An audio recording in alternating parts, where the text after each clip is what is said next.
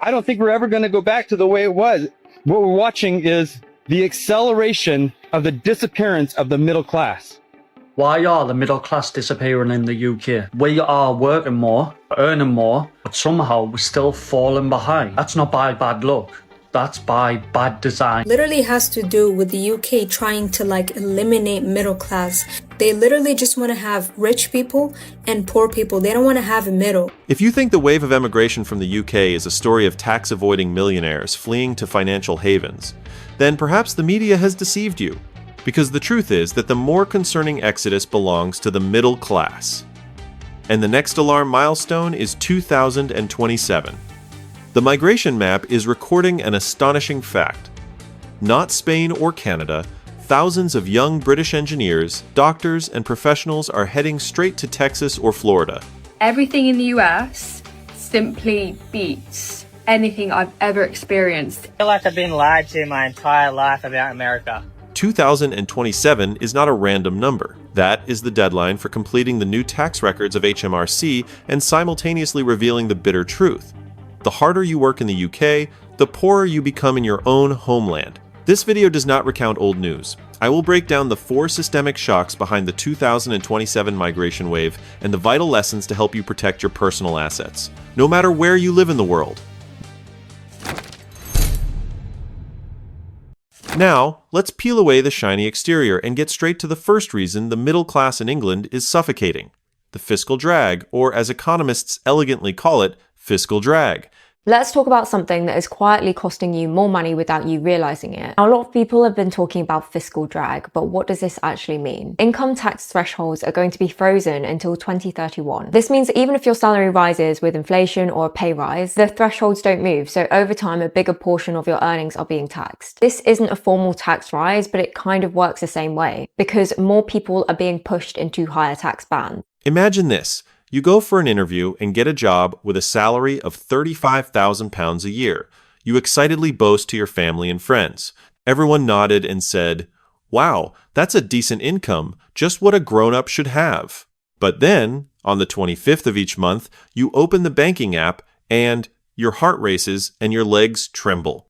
Where did all the money go? You don't spend extravagantly, so why is your account empty? Because that figure of £35,000 only exists on the contract. Before it even touches your account, the hand of justice from the HMRC tax agency gently takes it away layer by layer. The first £12,570 is tax-free, but any amount above that will be taxed. Income tax is immediately deducted at 20%. Next, national insurance deducts an additional 8%. Did you go to university? The student loan quietly takes another 9% on top. And then there's the company's pension fund automatically deducted.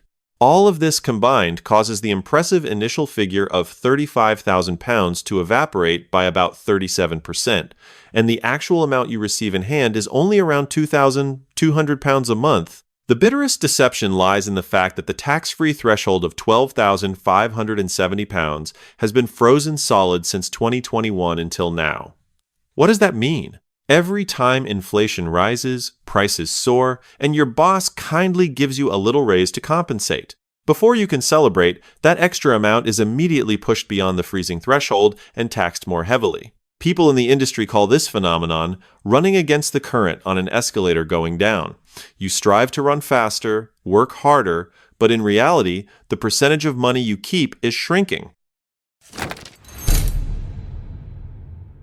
But the story doesn't stop at taxes. The next blow that will hit your income is where you live. People call this the postcode divide. The current issue is not just how much money you earn, but how the postcode where you live is quietly consuming that money. If you happen to rent a small apartment in southeast England or in the heart of London, the average rent has exceeded £2,250 per month. Look back at the net figure just now. £2,200. That's right. 100% of the salary is gone before you even have time to eat a slice of bread or turn on a light. Your wages grew, but the cost of living grew faster.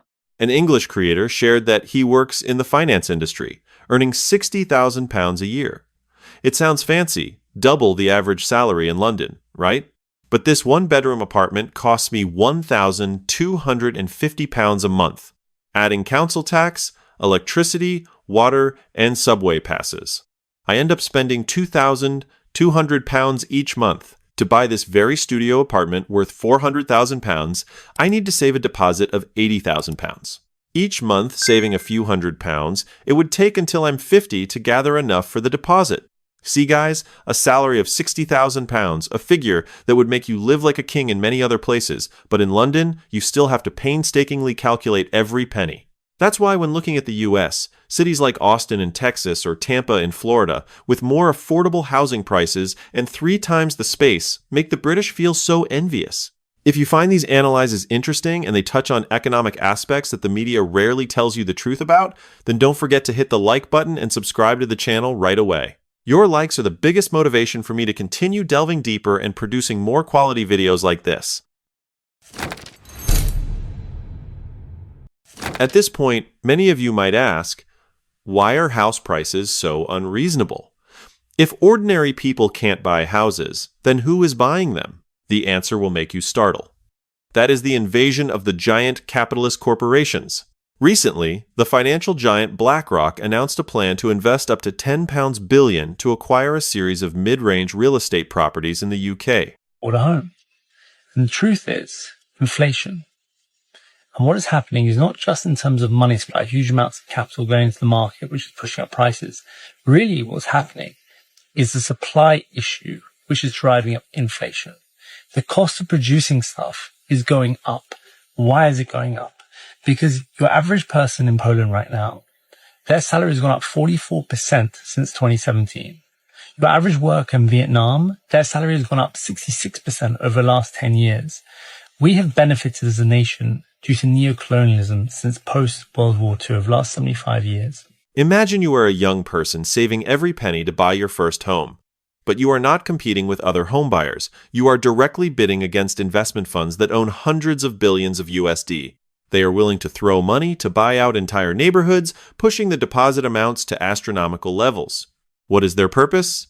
Very simple. They don't want you to own a house. They want to turn you into a lifelong renter. So, from a generation aiming to accumulate wealth for financial freedom, the young middle class is being transformed into a rent generation, where rent, car, loan payments, Netflix, Spotify, consistently emptying your wallet at the beginning of each month. You don't own anything, you're just paying a subscription for a lifestyle. Work harder, pay more taxes, face higher living costs, and have zero chance of owning assets. This feeling of stagnation is like a spring that has been compressed to its limit. And when that spring snaps back, it creates a wave of silent but incredibly powerful displacement. But in the end, who are the ones really packing their bags and leaving? Are they just all millionaires, as the press keeps reporting? Or is it a completely different group of people? Let's move on to the next part to uncover the truth behind the exodus of the 16 to 34 age group. We have just seen how the matrix of living costs and real estate is spreading every place. But now, let's turn around what the media often sensationalizes. The press constantly headlines about millionaires fleeing the UK due to taxes. But if you look closely at the official figures from the Office for National Statistics, ONS, you will see a completely different reality. In the past year, the net migration of British citizens recorded a negative number of 109,000 people. This means that the number of British people packing their bags and leaving is significantly higher than the number returning. And the brightest red spot on the graph is not in the wealthy U60 group, but rather in the younger generation aged 16 to 34. This age group alone has contributed to a net decrease of around 75,000 people. Where does the difference lie? The rich move away for asset optimization, but the younger generation leaves because of a real existential crisis. Look at the 4 punches that pushed them out of their homeland. Rent prices devour half a month's salary. The job market is saturated with bachelor's degree holders, but lacks quality positions with deserving incomes. The burden of taxes and insurance gradually increases over time. The NHS public healthcare system, once a source of pride, now has waiting lists stretching for months just for routine checkups. When all 4 factors weigh heavily on their shoulders, young people begin to wonder, is it still financially viable to stay here? Let me show you a very interesting perspective on social media lately. You walk down the street in London or Manchester, and occasionally you see a 5-year-old driving a shiny Audi or BMW parked under the streetlight. You think, wow, he must be really hardworking, definitely a true middle class. But what is the truth behind it? A young British creator honestly shared after buying an expensive car. You think this car is cool, right? Actually, I don't own a single screw of it. It's all on a PCP, personal contract purchase agreement. Every month I pay a few £100s to have the right to drive for 3 years, and when the term ends, I return the car to the dealer and rent another one. It's not an asset, it's just a monthly bill dressed up in fancy paint. That's right, folks. That Audi car, or the subscriptions to Netflix, Spotify, the gym, are essentially an image of the illusion of wealth. The young middle class is living in a subscription economy. They pay for a lifestyle they do not own. People only see the luxury car driving on the street, but no one sees the direct debit quietly running in the bank account every month. At the same time, the concept of social wage is weakening. In the past, paying high taxes in England meant you got free NHS healthcare, beautiful clean roads, and a solid social safety net in return. But currently, young people feel they are paying the price for a premium service, but the quality they receive is only at a budget level. This hidden fee is no longer enough to keep them around. If you find these practical analyses help open up a fresh and clearer perspective on the economic picture, please take 2 seconds to hit like and subscribe to the channel so you don't miss the next in-depth analysis. Your support is the biggest motivation for the team to keep working. At this point, many of you will surely wonder, why is the forecast for the surge in immigration to the US set for 2027 and not right now?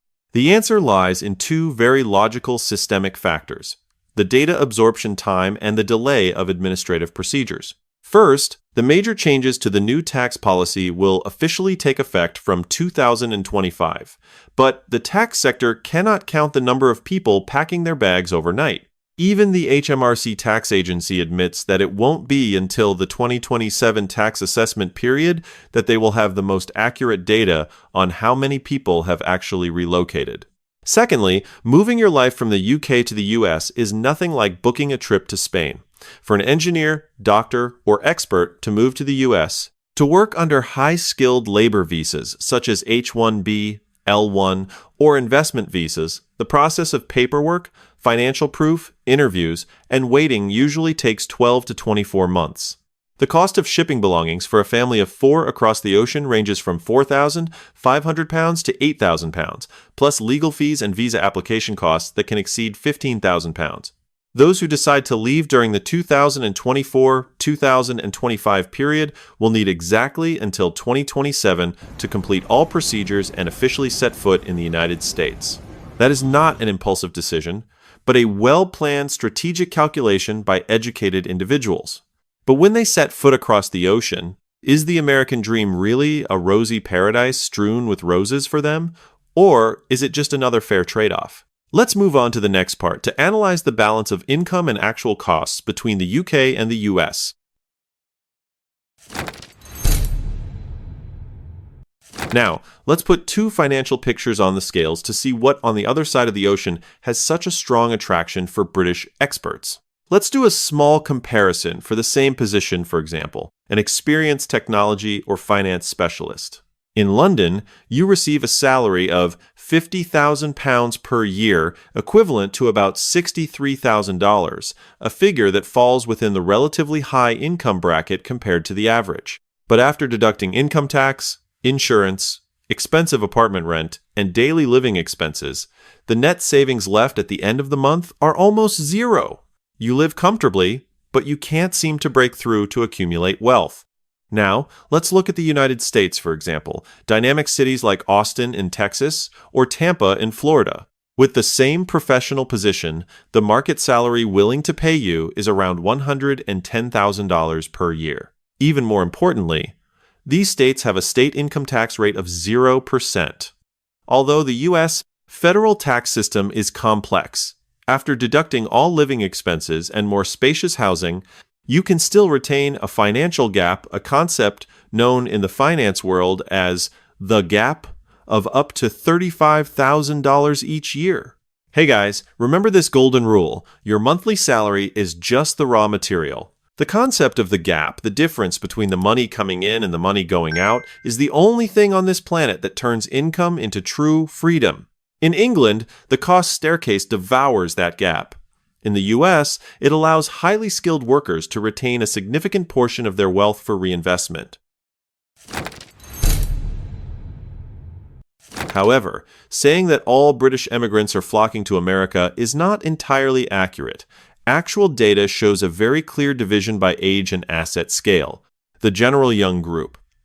With a limited budget, they often prioritize countries with more lenient visa procedures and lower living costs, such as Spain, Ireland, Australia, or Canada. Experts and millionaires with substantial capital. This is the group that chooses the United States as their strategic destination. They choose the US not because they are seeking a peaceful, low-cost life, but because of the deep capital market, wide-open job advancement opportunities, and the potential for exceptional income breakthroughs. Currently, it is estimated that around 600,000 to 700,000 British nationals are settling down and working in the US, densely concentrated in key sectors such as finance, technology, healthcare, research institutions, and skilled labor. They accept leaving their homeland to seek a financial environment that allows them to build wealth instead of just working to pay the monthly bills.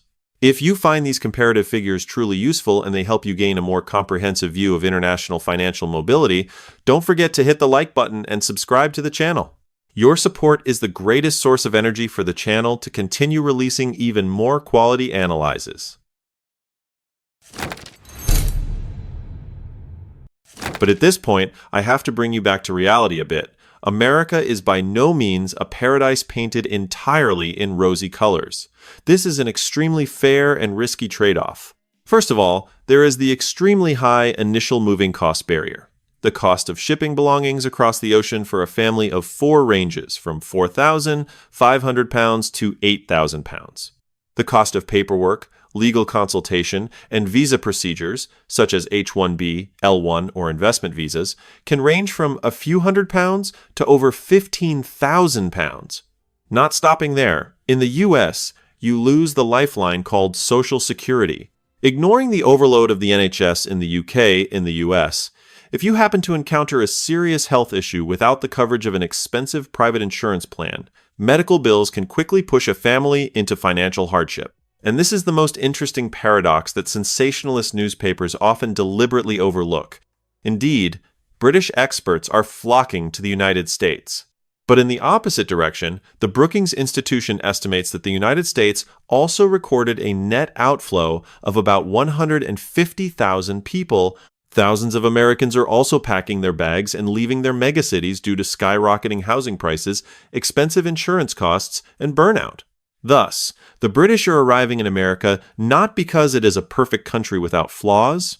They are simply exchanging one set of problems for another set of opportunities that better align with their personal financial goals at the present time. So, after all the numbers and analyses about the UK and the US, what is the core lesson for each of us?